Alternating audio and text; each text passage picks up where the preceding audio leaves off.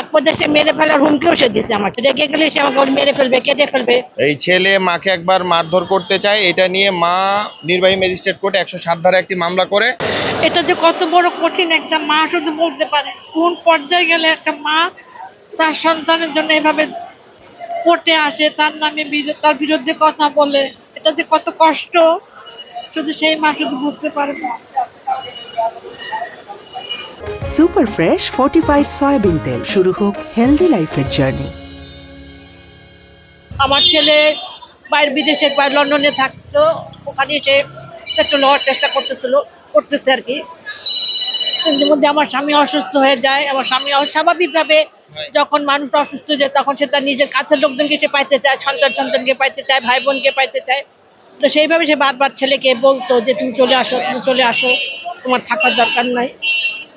আসার পর ছেলে তখন কি শুনলো, কি জানলো, কোথায় কি হলো জানি না আমি, সে আমাকে নানাভাবে মানুষভাবে শারীরিক অত্যাচার শুরু করলো এবং সে অকথ্য ভাষায় দুর্ব্যবহার শুরু করলো।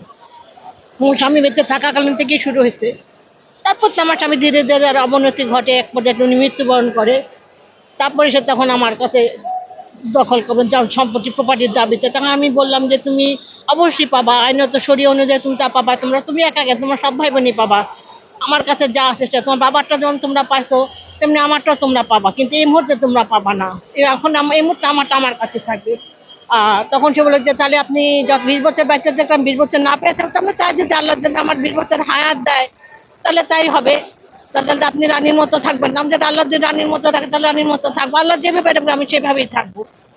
এইভাবে মানে এই প্রতিদিন কোনো না কোনো বিষয়ে আমাকে মানসিক টর্চার করতে হয়। সারাক্ষণ ভিডিও করে, সারাক্ষণ নানান রকম কথা বলে। আমার কর্মচারীদেরকে আমার কাছে গেছতে দেন, আমার কর্মচারীরা রাখে আমি রাখতে পারি না, দুদিন থেকে যারা চলে যায় তাদেরকে ভয় ভীতি দেখানো হয় এবং নানান রকম শারীরিক মানসিক এক পর্যায়ে সে মেরে ফেলার হুমকিও সে দিছে আমাকে, রেগে গেলে সে আমাকে মেরে ফেলবে, কেটে ফেলবে। এভাবে তো আমি সবসময় একটা আতঙ্কে থাকি, ভয়ে থাকি যে কখন কি হয়ে যায়, কখন কি যায়। ছেলেকে মারছে, মেয়েকে মারছে।